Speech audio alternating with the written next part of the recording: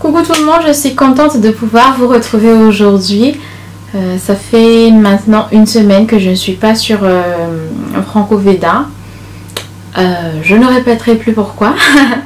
Mais demain c'est la fin. On va dire aujourd'hui c'est la fin parce que là il se fait déjà tard. Donc je me suis dit que je vais quand même réserver un moment pour au moins pouvoir terminer en beauté. Même s'il y a eu des jours où je n'ai pas pu faire le vlog.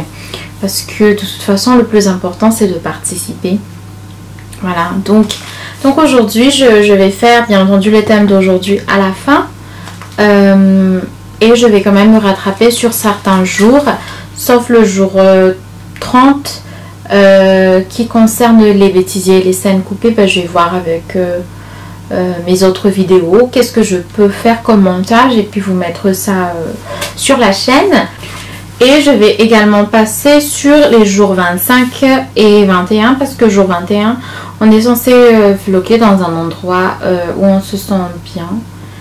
Bah, cette chambre là je vais pas vous montrer l'état maintenant parce que c'est un peu le bric-à-brac, mais c'est cette chambre là que où je me sens super bien, la maison. Après c'est vrai il y a aussi la chambre à coucher où je me repose et où je ne fais que dormir d'ailleurs. Il y a aussi le living, hein. Je pense que ça c'est un peu pareil. Mais dans cette chambre là qui fait un peu office de bureau et de beauty room en même temps. Et qui fait office de studio aussi parce que c'est ici que je filme la plupart de mes vidéos. Donc c'est là où je me sens je pense le mieux. Donc finalement je vlog tout le temps ici de toute façon quand je ne sors pas. Et donc je vais pas m'étaler sur le vlog du jour 21. Sinon je vais passer au vlog du jour 22 qui me tient quand même à cœur.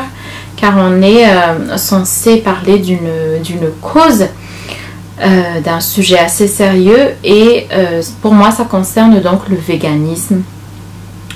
Ça concerne le véganisme parce que nous ne sommes pas sans savoir que beaucoup de nos activités ces dernières décennies, je dirais, sans être très précise, sont tout simplement en train de détruire la nature, la terre, notre planète, l'écosystème. Et bien entendu c'est aussi en train de nous détruire car sans l'environnement nous ne sommes rien du tout. Donc là j'ai juste piqué quelques idées et je sais pas si ça vous intéresse, mais je suis un peu ce genre de fille. Quand on est sérieux on est vraiment sérieux, et quand on s'amuse on fait la folle, on fait vraiment la folle. Donc là j'ai quand même piqué quelques idées et rassemblé quelques idées et vraiment des arguments assez lourds sur internet et qui font aussi partie de mes arguments à moi, pourquoi je suis devenue végétalienne.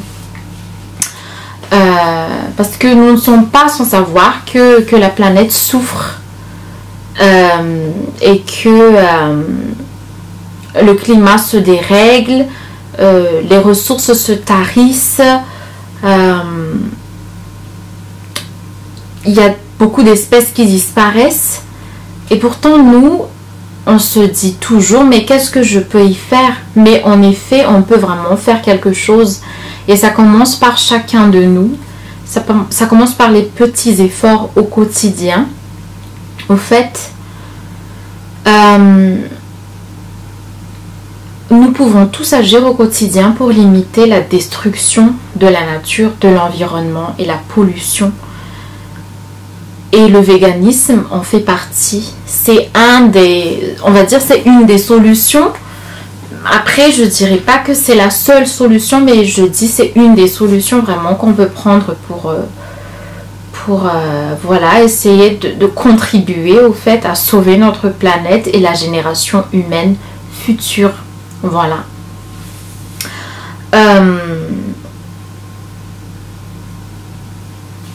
Donc là j'ai quelques informations à vous partager. Je vais un tout petit peu lire hein, pour ne pas me tromper. Mais est-ce que vous savez que produire 1 kg de bœuf émet 50 à 80 fois plus de gaz à effet de serre qu'1 kg de blé? D'accord? Donc les gaz à effet de serre, si vous voulez, ce sont les gaz qui sont responsables du réchauffement climatique. Voilà, c'est un peu comme l'azote, le méthane ou encore le protoxyde d'azote. Donc, si vous voulez, l'élevage est responsable d'à peu près 91% de la destruction de la forêt amazonienne et 70% de la forêt mondiale. Et toutes les minutes, nous détruisons 7 terrains de football de forêt tropicale. Vous imaginez? 80% des forêts indispensables à la respiration de notre planète ont déjà été détruites dans la seconde moitié du XXe siècle. Et à elle seule, la forêt amazonienne assure 20% de l'oxygène produit sur Terre. Donc vous imaginez, si nous n'arrêtons pas, ou au moins nous ne limitons pas l'élevage, nous allons finir sans forêt. Et finir sans forêt veut dire finir sans oxygène. Et sans oxygène, on ne peut pas vivre. Donc on meurt. Voilà, c'est aussi clair que ça l'est. Et pourtant, c'est pas évident. C'est pas évident parce qu'au quotidien, on est juste emporté par notre train-train quotidien et on n'y pense pas.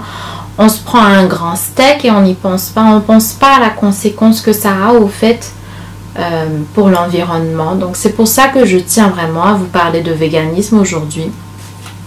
Deuxième chose, est-ce que vous savez aussi combien de litres d'eau a-t-on besoin pour produire 1 kg de bœuf? On a besoin de 15 000 litres d'eau, alors que 15 000 litres d'eau, c'est une douche par jour en un an. Alors que pour produire 1 kg de pommes de terre, on a tout simplement besoin de 700 litres. Et pour produire 1 kg de pommes, on a besoin de 900 litres. Donc, où j'en suis, je ne sais plus, je me perds dans mes petites notes.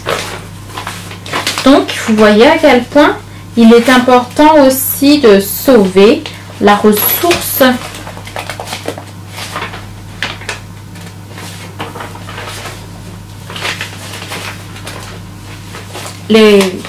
vous avez aussi donc, vous voyez donc maintenant à quel point il est important de contribuer aussi à éviter la pollution des ressources d'eau, parce qu'une très grande population mondiale souffre maintenant de pénurie d'eau, et il y a plusieurs ressources d'eau qui sont en fait polluées dans le monde entier.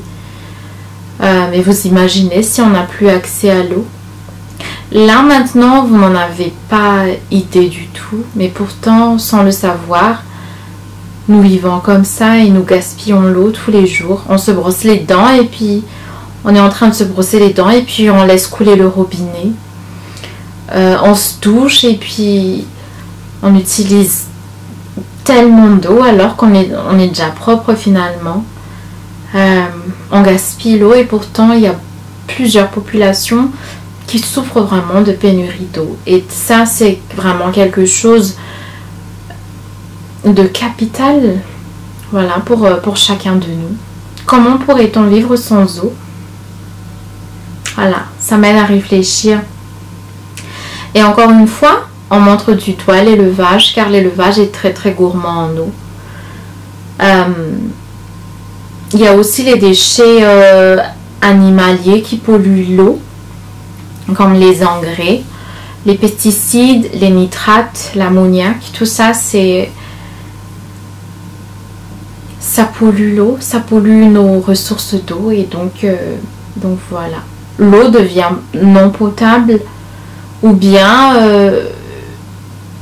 finalement les gens, la pénurie est tellement à un degré élevé que finalement les gens boivent l'eau polluée. Et vous savez tout ce que ça mène tout simplement à la maladie, à plusieurs maladies. Quand vous êtes dans un régime végétarien, vous utilisez 70% moins d'eau que quand vous êtes dans un régime, on va dire, normal, qui est d'être tout simplement omnivore. Voilà. Autre chose, un hectare de bétail peut nourrir 4 personnes. alors qu'un hectare de soja peut nourrir 120 personnes. Donc, un régime carné utilise 7 fois plus de terre qu'un régime végétarien. Voilà. Ça, c'est quelque chose qu'il faut savoir aussi. Donc, au fait, nos choix alimentaires, finalement, doivent vraiment évoluer en fonction de l'état de l'environnement et non pas avancer aveuglément et faire semblant. Je dis faire semblant car nous ne sommes pas sans savoir que nos activités, notre consommation excessive finalement de choses dont nous n'avons pas vraiment besoin, car en effet les protéines animales nous pouvons aussi les trouver dans les végétaux. Il suffit tout simplement de bien varier l'alimentation, de bien varier les fruits et légumes que nous consommons. Oui, donc voilà, ça mène à réfléchir, bien entendu. Plusieurs d'entre nous diront « Je ne pourrai jamais devenir végétarien. Je ne pourrai jamais devenir végétalien. J'aime trop le bon steak, j'aime trop le poulet rôti, j'aime trop le jambon, j'aime trop le bacon. » Ben écoutez, j'y suis passée moi aussi. J'ai dit pareil. Mais ce qui est aussi bien, ce qui est bon à savoir, c'est que nous avons tous notre degré d'évolution. Enfin, d'évolution, c'est un peu exagéré, mais je veux dire dans le sens où on s'informe sur quelque chose et quand on est maintenant au courant de l'importance de la chose elle-même, et bien là, on prend voilà, des décisions. Et donc, il y a comme une sorte d'échelle, si vous voulez, et on monte petit à petit. Et quand vous n'arrivez pas encore à l'échelle où on parle de véganisme et où vous êtes sensible à tout ce qui arrive aux animaux et à l'environnement et tout ça, et que où vous n'êtes pas encore prêt, si vous voulez, à sacrifier vos habitudes pour le bien de la planète et de notre génération future, il ne faut pas non plus forcer cette étape-là, je trouve. Hein. Parce que si vous forcez cette étape-là, vous le faites juste comme ça et au fait, vous n'êtes pas vraiment convaincu du pourquoi vous le faites. Mais une fois que vous êtes convaincu, parce que vous vous êtes informé, parce que vous avez expérimenté, parce que vous avez vécu une situation particulière, là seulement vous êtes vraiment convaincu. Et là, quand vous décidez par exemple de devenir végétarien ou de consommer bio ou voilà, d'utiliser moins de produits chimiques ou voilà, de manger moins de viande, là seulement vous êtes vraiment conscient de l'impact que ça peut avoir sur l'environnement. Car l'impact n'est pas immédiat. Certaines personnes ne se rendent pas compte au fait que c'est important. Parce que certaines personnes attendent que l'impact soit immédiat. Mais c'est pas parce que tu deviens végétarien du jour au lendemain que tu vas voir un grand changement tout de suite. Mais bien entendu, au niveau de ta santé, tu verras que ça va nettement s'améliorer. Et ça se fait vraiment à court terme. Voilà, j'ai pas envie de trop argumenter. Je suis vraiment pas là pour vous convertir en végétarien ou en végétalien ou quoi que ce soit. Mais j'aimerais quand même vous conscientiser. Je suis là pour conscientiser et influencer un tout petit peu, si je puis dire. Mais je ne suis pas là pour vous convertir. Donc c'est bien parce que je lance des messages comme ça. Ça vous donne à réfléchir, mais c'est à vous de décider de vous-même pourquoi vous voulez devenir végétarien ou végétalien. Ou vous n'êtes pas obligé de devenir végétarien ou végétalien, mais pourquoi vous avez envie de faire plus d'actions pour notre planète, pour la nature, pour les animaux. Voilà. Et dernière chose, toujours concernant le véganisme, si cette vidéo est trop longue, je vais carrément le diviser en deux. Parce que là, c'est pas possible d'avoir une vidéo de 1 heure. Est-ce que vous savez que l'homme est un herbivore? Nous ne sommes pas des carnivores. Non. Et est-ce que vous savez que l'homme est le seul être vivant qui boit le lait d'une autre espèce? Chaque espèce sur Terre, n'importe quelle espèce que ce soit, naturellement, je dis bien naturellement, parce qu'après vous allez me dire que le chat boit le lait de vache, mais le chat n'aurait jamais bu le lait de vache si ça n'a pas été nous les humains qui ont donné le lait de vache au chat. Donc chaque espèce sur Terre, naturellement, ne boit que le lait de sa mère. Et nous, êtres humains, nous sommes les seuls à boire le lait d'une autre espèce qui n'est autre que la vache, ou encore la chèvre, ou je ne sais encore quel autre mammifère. Mais voilà, à réfléchir. Et est-ce que savons-nous aussi à quel point les animaux souffrent? À quel point ils endurent dans les boucheries, dans les abattoirs? Non, nous ne savons pas parce que nous avons déjà notre tranche de steak bien emballée et puis étalée dans les rayons des supermarchés et on n'a même pas idée de ce que ces animaux-là ont enduré. Ça peut être très cash ce que je dis et ça peut même en choquer quelques-uns. Vous êtes peut-être même en train de déguster un steak là maintenant, voilà, ou un poulet rôti ou peu importe, ou un bon burger. Mais c'est pas grave, hein. Vous culpabilisez pas trop parce que un jour ou l'autre vous en serez conscient et puis voilà quoi. Est-ce que nous devons, la question est-ce que nous devons vraiment tuer pour satisfaire nos papilles gustatives? Parce que les protéines animales, je répète encore, ne sont pas indispensables car elles peuvent être remplacées par les protéines végétales. Le végétarisme ou le végétalisme, ce n'est pas un mode, ce n'est pas une mode, non. Parce que maintenant, il y a plusieurs stars qui s'y mettent, tout simplement parce que c'est tendance. Mais ce n'est pas une mode, c'est un mode de vie. Et c'est une prise de conscience. Voilà, c'est une prise de conscience. Donc voilà. La consommation des produits d'origine animale est à la source donc de presque toutes les maladies. Les maladies artérielles, l'obésité, les maladies cardiovasculaires, l'hypertension, la diabète, le cancer, l'ostéoporose, tout ça, ça donne vraiment à réfléchir. Et pour finir, je ne sais plus où sont mes petites notes. J'aimerais vous dire, en résumé, évitez la souffrance inutile.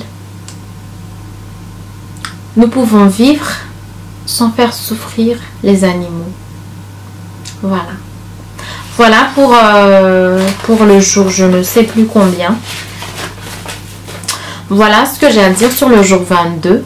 Donc je vais couper la vidéo en deux parce que là ça fait très long. Et ça c'est vraiment un sujet qui me tient vraiment à cœur. Donc voilà, j'ai pris tout mon temps pour vous en parler. J'ai un peu lu hein, si vous voulez. Mais voilà, je voulais que ces informations arrivent à vous, mes abonnés, et à vous qui passez juste voir cette vidéo. Voilà, ça peut vous mener à réfléchir. Il y a plusieurs vidéos aussi qui peuvent vous mener à réfléchir ou à comprendre un peu plus le mouvement vegan. Et je mettrai les liens en barre d'infos. Donc là, je mets directement les prochains Franco Veda dans la prochaine vidéo.